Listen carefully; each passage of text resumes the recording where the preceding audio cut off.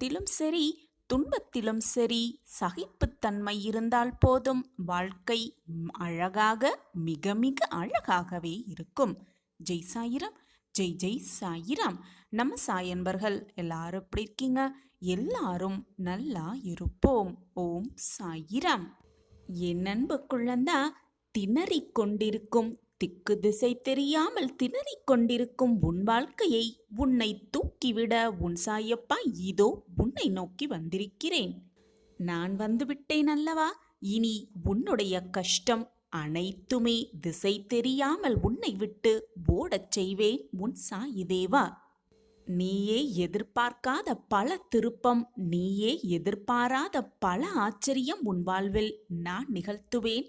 உன் வாழ்வில் அனைத்தும் நிகழத்தான் போகிறது. என் அன்பு குழந்தையே, மற்றவர்கள் செய்யும் செயலை பற்றி நீ சிந்திக்கும் பொழுது, மற்றவர்கள் உனக்கு செய்த செயலை நினைத்து வருத்தப்பட்டு கண்ணீர் விட்டு கொண்டிருக்காமல் நம்பிக்கையோடு இரு. அவரவர் செய்த வினையை அவரவர் அனுபவித்துதான் தீருவார்கள். மற்றவர்கள் என் மனதை காயப்படுத்துகிறார்கள், நான் வருத்தமடைந்து கொண்டிருக்கிறேன், மீளா துயரத்தில் திணறிக் கொண்டிருக்கிறேன் என்று நீ என்னிடம் வந்து கூறும் பொழுது என் மனம் எவ்வளவு வேதனைப்படுகிறது என்பதை வார்த்தைகளால் என்னால் உணர்த்தவே முடியவில்லை. நீ என்னுடைய பொக்கிஷம்.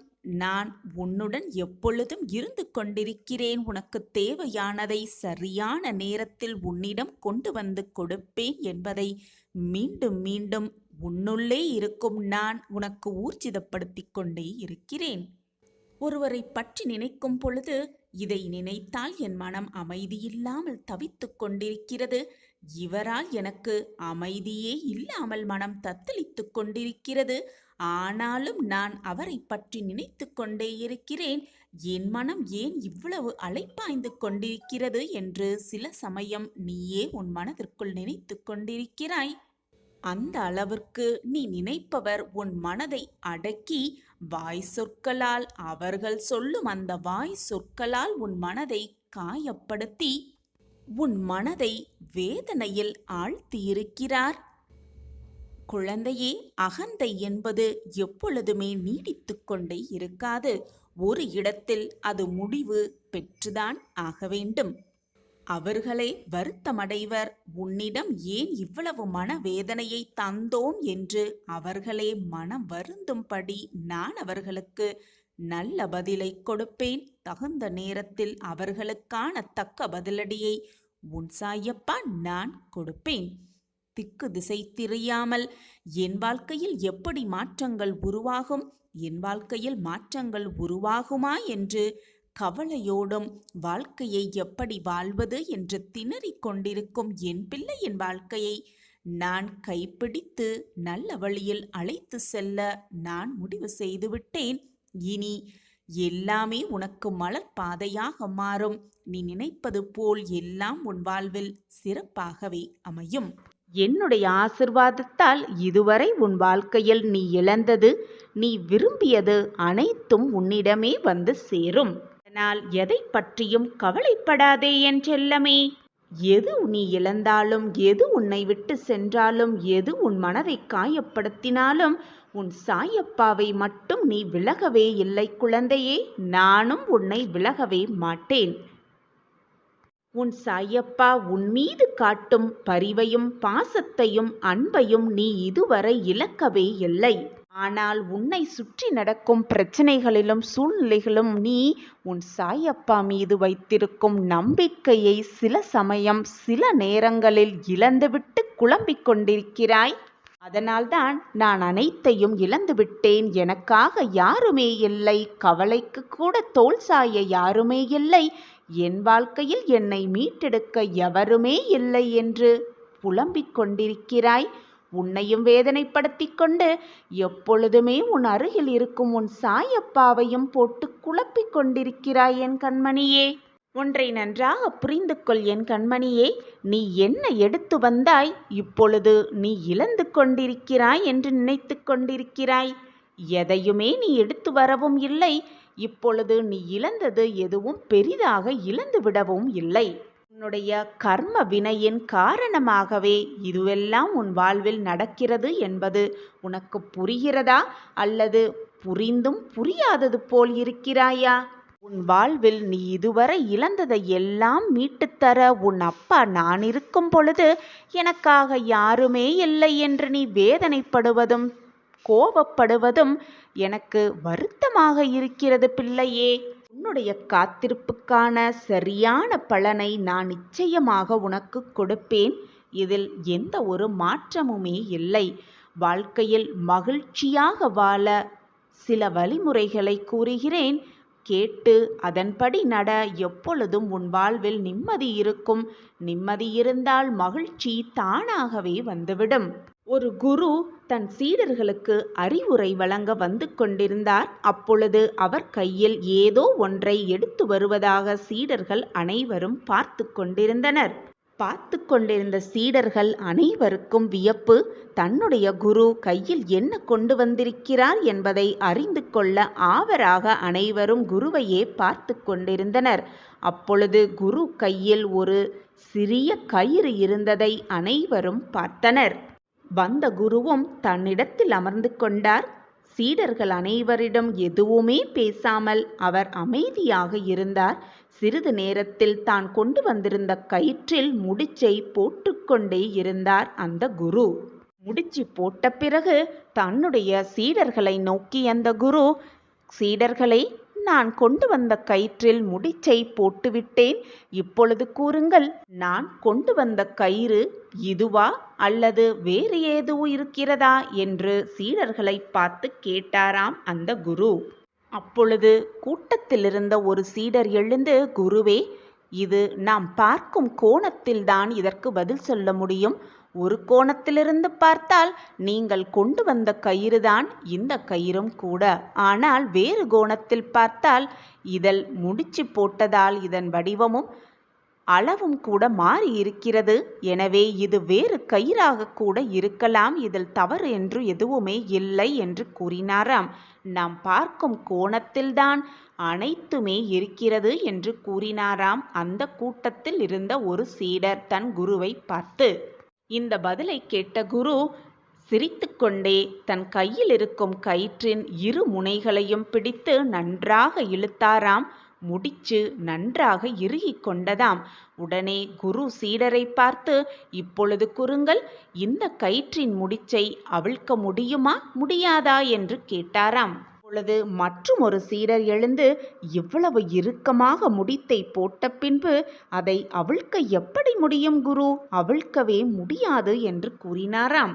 உடனே அந்த குரு, கடைசியாக உங்களிடம் ஒரு கேள்வியை கேட்கிறேன். இந்த 3 முடிச்சுகளையும் அவிழ்ப்பது எப்படி என்று கேள்வியை முன்வைத்தாராம் சீடர்களை பார்த்து. உடனே கூட்டத்திலிருந்த மற்றும் ஒரு சீடர் எழுந்து, முடிச்சை எப்படி போட்டோமோ அதன்படிதான் அந்த முடிச்சை அவிழ்க்க முடியும் என்று கூறினாராம். உடனே அந்த குரு, இந்த பதிலைதான் நான் எதிர்பார்த்தேன் என்று கூறினாராம். இந்த உலகத்தில் இருக்கும் அனைவரும் தன்னுடைய பிரச்சனைகளை தீர்க்கத்தான் யோசனை செய்து கொண்டே இருப்பார்கள். ஆனால் யாருமே அந்த பிரச்சனைகளுக்கான காரணத்தை தெரிந்து கொள்ள ஆசைப்படவே மாட்டார்கள். அதை யோசிக்க கூட செய்ய மாட்டார்கள். அதே போலதான் இந்த உலகத்தில் உள்ள அனைவரும் எதற்கெடுத்தாகவும் கோபப்படுவார்கள். அந்த கோபத்திலிருந்து எப்படி வெளியே வருவது, அந்த கோபத்திலிருந்து எப்படி மீள்வது என்று தெரியாமல் தவித்து கொண்டிருப்பார்கள். இந்த முடிச்சை போல அந்த கயிறின் அந்த முடிச்சை அவிழ்த்தால் கூட அந்த கயிறின் அடிப்படை குணம் எப்படி மாறாதோ, உன்னுடைய அடிப்படை குணமான மனித குணம் என்பது எப்பொழுதுமே மாறாது. இந்த கயிறுகளில் இருக்கும் முடிச்சுகளை அவிழ்ப்பது போல நம் வாழ்க்கையில் இருக்கும் பிரச்சனைகளையும் சிக்கல்களையும் நம்மால் தீர்க்க முடியும் யோசனை செய்வதால். குழந்தையே, உன் வாழ்க்கையில் பிரச்சனைகளும் கவலைகளும் துன்பங்களும் இருக்கத்தான் செய்யும். அதே போல அந்த பிரச்சனைகளுக்கான தீர்வும் அந்த கஷ்டங்களுக்கான மருந்தும் அந்த வேதனைகளுக்கான வலி தீர்க்கும் மருந்தும் நிச்சயமாக இருக்கவே செய்யும். எனவே என் குழந்தையே, உன் வாழ்க்கையில் ஏற்படும் பிரச்சனைகளையும் தோல்விகளையும் பார்த்து பயந்து பயந்து அந்த பிரச்சனைகளுக்காகவே உன் வாழ்க்கையை வீணாக செலவழித்துக் கொண்டிருக்கிறாய். உன் வாழ்க்கையை வீணாக்கிக் கொண்டிருக்கிறாய் குழந்தையே. உன் வாழ்க்கையில் நீ போட்ட முடிச்சை நிச்சயமாக அவிழ்க்கலாம். முயற்சி செய்து கொண்டே இரு. முயன்றால் முடியாதது என்று எதுவுமே இல்லை. உன் வாழ்க்கையை நீ மகிழ்ச்சியாக வாழ வேண்டும் என்று நினைத்தாலே நீ மகிழ்ச்சியாக வாழலாம். உன் வாழ்க்கையை மகிழ்ச்சியாக வாழ வைப்பதற்கு வேறு யாரும் வரவும் முடியாது. உன் வாழ்க்கையில் வந்தாலும் உன்னை மகிழ்ச்சியாக வாழ வைக்கவும் முடியாது. நீ நினைத்தால்தான் நீ மகிழ்ச்சியாக வாழ முடியும். உன் வாழ்க்கையை மற்றவர்கள் வாழவும் முடியாது. மற்றவர்களின் சந்தோஷத்திற்காக அடுத்தவரின் வாழ்க்கையை நீ வாழவும் முடியாது. உன் வாழ்க்கையை நீ வாழ்ந்து தான் ஆக வேண்டும். அதை மகிழ்ச்சியாக வாழ வேண்டுமா, நிம்மதியாக வாழ வேண்டுமா, அல்லது போராட்டத்தோடே கழிக்க வேண்டுமா என்பதை நீதான் முடிவு செய்ய வேண்டும் குழந்தையே. உனக்கு கிடைத்திருக்கும் இந்த பொக்கிஷமான வாழ்க்கையை சந்தோஷமாக, நிம்மதியாக, ஆனந்தமாக, அற்புதமாக வாழ கற்றுக்கொள். உன் வாழ்க்கையில் எப்பொழுதும் உனக்கு துணையாக உன் அப்பா இருக்கும் பொழுது எதற்காகவும் பயப்படாதே. நம்பிக்கையோடு இரு. என்றாவது ஒரு நாள் வாழ்க்கை வெடியும் என்ற நம்பிக்கையோடு, தன்னம்பிக்கையோடு முயன்று கொண்டே இரு. உன் வாழ்க்கை உன் கையில்தான். நான் இருக்கிறேன் அனைத்திற்கும் சாட்சியாக. எனவே கலங்காதே. தான் இப்படி மெழுகுவர்த்தியாய் உருகிக் கொண்டே இருக்கிற போகிறாய். மற்றவர்களுக்காக உன் வாழ்க்கையையே தொலைத்து கொண்டிருக்கிறாயே. இது உனக்கு புரியவில்லையா, அல்லது புரிந்தும் புரியாதது போல இருந்து கொண்டிருக்கிறாயா என்று உன் சாயப்பாவிற்கே புரியவில்லை. மற்றவர்களுக்காக, அவர்களுக்காக, என்னை புரிந்து கொண்டவர்களுக்காக, அவர்களுக்காகத்தான் இப்படி நான் மாறியிருக்கிறேன் என்றுதானே உன் வாழ்க்கையை நீ வாழ்ந்து கொண்டிருக்கிறாய். உன்னுடைய வலியும் வேதனையும் உனக்கு பெரியதாகவே தெரியவில்லை.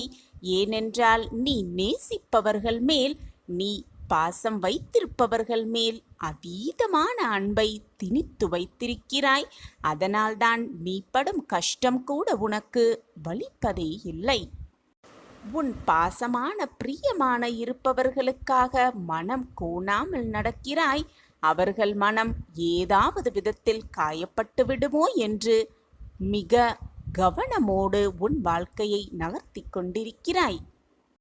இத்தனை ஆத்மார்த்தமான அன்பை பொழியும் உன்னை அவர்கள் புரிந்து வைத்து கொண்டிருக்கிறார்களா, உன் மனதை காயப்படுத்தாமல் இருக்கிறார்களா என்பது உனக்கு புரிகிறதா? நீ கஷ்டப்படுகிறாய், வேதனைக்கு உள்ளாக்குகிறாய். உன்னை அந்த அளவுக்கு வேதனைப்படுத்தியவர்களிடமே மீண்டும் போய் பாசத்தை பொழிகிறாய், அன்பை காட்டுகிறாய். அவர்கள் உன்னை பேசி மன வருத்தத்தோடு உன்னை காயப்படுத்தினாலும் கூட அமைதியாகவே இருக்கிறாயே. அவர்கள் பேசும் பொழுது கோபம் வந்தாலும் கூட அந்த கோபத்தால் உறவு முறிந்துவிடக்கூடாதே, உறவு பட்டு போய்விடக்கூடாதே என்று மிக ஜாக்கிரதையாகவும் மிக மிக கவனமாகவும் இருக்கிறாய். எது நடந்தாலும் என்னதான் நிகழ்ந்தாலும் நான் தாங்கிக் கொள்கிறேன், தாங்கும் பக்குவத்தை நான் பெற்றிருக்கிறேன். ஆனால் இந்த உறவு, நான் பாசம் வைத்திருக்கும் அந்த உறவு மட்டும் என்னை விட்டு நீங்காமல் இருக்க வேண்டும் என்று எது வந்தாலும் தாங்கிக் கொண்டு சந்தோஷமாக இருப்பது போல நடித்து கொண்டிருக்கிறாய் என்பது உனக்கும் புரியும். உன்னை பார்த்து கொண்டிருக்கும் உன் சாயப்பாவிற்கும் மிக நன்றாகவே புரியும். உன்னுடைய அன்பு அவ்வளவு ஆழமானது. ஆனால் அந்த அன்பு கொடுக்கும் இடம் உண்மையானது என்று தெரிந்து கொண்டு பின் உன்னுடைய அன்பை கொடுத்தால் உன் மனமும் குளிரும், உன்னை பார்த்து கொண்டிருக்கும் என் மனமும் குளிரும். எல்லாம் பொறுத்திருந்து பொறுத்திருந்து அடிமேல் அடிபட்டு இன்று உன் மனம் தாங்கும் சக்தியையே இழந்து நிற்கிறது. என் குழந்தையே, நான் கூறுவதை சற்று கவனமாக பார், கவனமாக கேள், கொஞ்சம் உனக்காக வாழ யோசி. நீ பாசம் வைத்தவர்கள், அன்பை பொழிந்தவர்கள் உன் அன்பை புரிந்து கொள்ளவில்லையே என்று உன் மனதை நோகடித்து உட்கார்ந்திருக்கிறாய். ஆனால் என் பிள்ளை இப்படி மன வருத்தத்தோடு இருப்பதை பார்த்து கொண்டு என்னால் அமைதியாக இருக்க முடியவில்லை. என் மனமும் வலிக்கிறது என்பது உனக்கு புரிகிறதா? நீ வருத்தப்பட்டு கொண்டே இருப்பதை, வேதனைப்பட்டு கொண்டே இருப்பதை நான் ஒரு நாளும் ஏற்றுக்கொள்ளவே மாட்டேன். ஒன்றை நன்றாக புரிந்து கொள். கர்ம வினைகளை இறைவன் அவர்களை மட்டுமே வைத்து நடத்துவதில்லை. அவர்கள் இப்பொழுது வாழ்ந்து கொண்டிருப்பதை வைத்துக்கொண்டு அந்த கர்ம வினைகளை அவர்களை அனுபவிக்கவும் இல்லை. அவரவர் செய்த கர்ம வினைகள் அவரவர் செய்த பாவ புண்ணியத்தின் பலன்களாக, போன ஜென்மத்தில் செய்த பாவ புண்ணியத்தின் பலன்களாகவே இப்பொழுது அவர்களுக்கு நன்மையோ தீமையோ நடக்கிறது என்பதுதான் உண்மையிலும் உண்மை. அந்த கர்ம பலனை நீ அனுபவிக்க வேண்டுமென்றால் அது மற்றொருவர் மூலமாகத்தான் உனக்கு நடக்கும். இதை புரிந்து கொள் என் குழந்தையே. அப்படியாக முடிவு செய்யப்பட்ட ஒரு நிகழ்வு அப்படித்தான் நடக்கும். முடிவு செய்யப்பட்டதுதான் நடக்கும். உனக்கு ஒருவர் கஷ்டங்களை கொடுத்தால், உனக்கு ஒருவர் வேதனையை கொடுத்தால் அதை நினைத்து கவலைப்படாதே, அவர்களை வெறுக்காதே. அவர்கள் மூலமாக உன் கர்ம வினைகள் குறைகிறது என்பதை மாற்றி சிந்தித்துப்பார். அவர்களை வைத்து உன் கர்ம வினைகளை இறைவன் குறைத்து கொண்டிருக்கிறார் என்பதை நிதர்சனமாக புரிந்து கொள். உன் கர்ம வினைகளின் வலிமைகள் மற்றவர்கள் மூலமாக நீ கழித்து கொண்டிருக்கிறாய் என்பதை தீர்க்கமாக நம்பு. இவர்கள்தான் உன் வாழ்வில் வர வேண்டும், உன் வாழ்க்கை இப்படித்தான் இருக்க வேண்டும், இப்படிதான் நீ வாழ வேண்டும் என்று அனைத்துமே ஏற்கனவே முடிவு செய்யப்பட்டதுதான். முடிவு செய்யப்பட்டதுதான் இது நாள் வரை உன் வாழ்வில் நடந்தது, இனியும் அப்படித்தான் நடக்கும். ஒன்றை நன்றாக புரிந்து கொள். எவ்வளவு வசதியாக நீ வாழ்கிறாய் என்பதல்ல உன் வாழ்க்கை, எப்படி மகிழ்ச்சியாகவும் நிம்மதியாகவும் சந்தோஷமாகவும் வாழ்கிறாய் என்பதிலிருக்கு உன்னுடைய அழகிய வாழ்க்கை. ஒரு நல்ல விஷயத்திற்கு நாம் நினைக்கும் முன் இல்லாத தடங்களெல்லாம் நாம் அதை செய்ய மேற்கொள்ளும் பொழுதுதான் வரும். அதை நினைத்து மனதை போட்டு குழப்பிக் கொள்ளாதே. வருவது வரட்டும், போவது போவட்டும் என்று உன் மனதை பக்குவமாக வைத்துக்கொள். உன்னை நோக்கி வருகின்ற அனைத்தும் என் கைகளிலிருந்துதான் உன்னிடம் வருகிறது என்பதை புரிந்து கொள். அதை எதிர்நோக்கி நீ எடுக்கும் பக்கமே உன் வாழ்க்கை என்னும் புத்தகம் எப்படி இருக்கப் போகிறது என்பதை தீர்மானிக்கும். அந்த புத்தகம் குறிக்கின்ற முக்கியமான காலம் நிகழ்காலம் மட்டும்தான். அதை எழுத உனக்கு எழுதுகோலாய் நான் இருப்பேன். உன் இறந்த காலத்தில் 1000 விஷயங்கள் நல்லதாகவும் கெட்டதாகவும் இருக்கும். அது உன்னுடைய தவறு அல்ல. உனக்கான என்ன தீர்மானிக்கப்பட்டதோ அதை தான் நீ அனுபவித்துக் கொண்டிருக்கிறாய். அதனால் முடிந்தது முடிந்துவிட்டது. அதை நோக்கி தேவையில்லாத ஞாபகத்தில் பயணித்துக் கொண்டே இருக்காதே. எதிர்காலம் நீ தீர்மானிப்பது அல்ல. நீ நினைப்பது போல எதுவுமே நடக்காது. நீ ஆசைப்படுவது எதுவுமே நடக்காது. அனைத்துமே தீர்மானித்தபடிதான் நடக்கும். நான் காட்டிய வழியில் நீ பயணித்து கொண்டே இரு. உனக்கு சேர வேண்டியதை நான் கொண்டு வந்து சேர்ப்பேன் சர்வ நிச்சயமாக. உன் சாயப்பா உன்னோடு இருக்கும் வரை நீ எதற்குமே கலங்க வேண்டிய அவசியமே இல்லை. சாயப்பா இருக்க உனக்கு ஏன் மனக்கவலை? நான் இருக்கிறேன். என்னை உன் கண்கள் அறிந்ததோ அன்று உன் வாழ்வின் நிகழ்வுகளெல்லாம் விசித்திரமாக இருக்கும். அனுபவங்களும் உணர்வுகளும் உணரப்படும். அப்போதுதான் என் லீலைகளை நீ அறிவாய். அதுதான் உன் வாழ்வில் வண்ணம் ஏற்பட போகும் காலங்கள். உன் வாழ்வில் உள்ள நிகழ்வுகள், சூழல், அதுதான் வண்ணங்கள். ஏராளமாய் உனக்கும் நீ விரும்பிய வாழ்க்கையில் குவியப் போகிறது. கலங்காதே, உன் சாயப்பா நான் இருக்கிறேன். நான் இருக்கும் வரை எதற்குமே நீ பயப்படவோ கவலைப்பட வேண்டிய அவசியமே இல்லை. பல்வேறு நல்வினைகள் செய்ததன் பலனாக நீ மனிதனாக பிறந்திருக்கிறாய். ஆனால் பிறர் செய்த அனைத்தும் நற்செயல்களும் மறந்து அலட்சியம் செய்கிறார்கள். நன்றியோடு இரு. மற்றவர்களுக்கு எப்பொழுதும் நன்றியோடு இரு. நீ என்ன செய்தாலும் நான் அதை அறிவேன். உன் செயல்கள் நல்லதாகவும் உனது நடத்தை சரியாகவும் இருந்தால் உனது அனைத்து விஷயங்களையும் நானே உடனிருந்து கவனித்துக் கொள்வேன். உன் சாயப்பா உன்னோடு இருக்கும்போது எதற்குமே நீ கவலைப்படவோ பயப்பட வேண்டிய அவசியமே இல்லை. உன் விதியை 100% நிச்சயமாக உன் சாயிநாதா மாற்றுவேன். கண்மணியே, நீ உன் வாழ்க்கையின் அடுத்த கட்டத்திற்கு நகரப் போகிறாய். முதல் அடியை எடுத்து வைக்கப் போகிறாய். அதற்கான முதல் அடிதான் உன் வாழ்வில் ஏற்பட்ட இத்தனை பிரச்சனைகளுக்குமான தொடக்கம். சாயிநாதரே, இப்பொழுது என் வாழ்க்கை எந்த நிலைமையில் போய்கொண்டிருக்கிறது என்பது எல்லாமே உங்களுக்கு தெரியும். அப்படி இருக்கையில் என் வாழ்க்கை அடுத்த கட்டத்திற்கு நகரப்போகிறது, அடுத்த அடி எடுத்து வைக்கப் போகிறேன் என்று நீ சொல்கிறீர்களே, எப்படி இது சாத்தியம் என்பதை என்னிடம் புரியாமல் கேட்டுக்கொண்டிருக்கிறாய். கண்மணியே, உன் வாழ்க்கையில் என்ன நடந்தது, என்ன நடந்து கொண்டிருக்கிறது, இனி உன் வாழ்வில் என்னெல்லாம் மாற்றங்கள் நிகழும் என்பதை உன் சாயப்பா முடிவெடுத்து விட்டேன். அதன்படிதான் எல்லாமே நகர்ந்து கொண்டிருக்கிறது. நீ நினைப்பதாலோ, நீ வருந்துவதாலோ, நீர் கண்ணீர் சிந்துவதாலோ எதுவுமே மாறப்போவதில்லை. ஏற்கனவே எழுதப்பட்டதுதான் நடந்து கொண்டிருக்கிறது. நடந்து முடிந்தது அனைத்தும், இனி நடக்கப் போவது அனைத்தும் ஏற்கனவே தீர்மானிக்கப்பட்டவைதான்.